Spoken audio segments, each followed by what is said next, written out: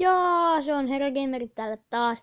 Ja nyt mä teen tällaisen tutoriaalin, että miten lisätä linkki YouTube-videon niin kuin kännykällä.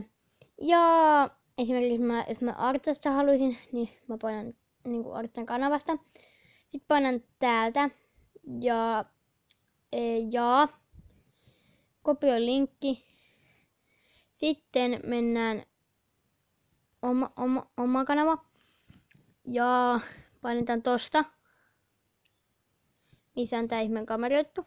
Sitten mä laitan vaikka tähän, jos mä haluaisin.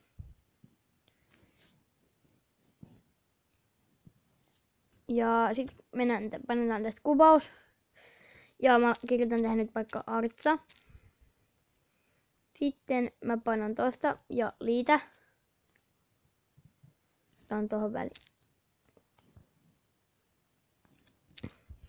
Ja vaikka noin. Ja tässä on nyt se linkki ja sit sä vaikka, jos sä teet YouTube-video, lähetät sen. Ja näin se on valmis. Ja nytten mä lopetan tämän videon, että se on sitten niinku moikka moi!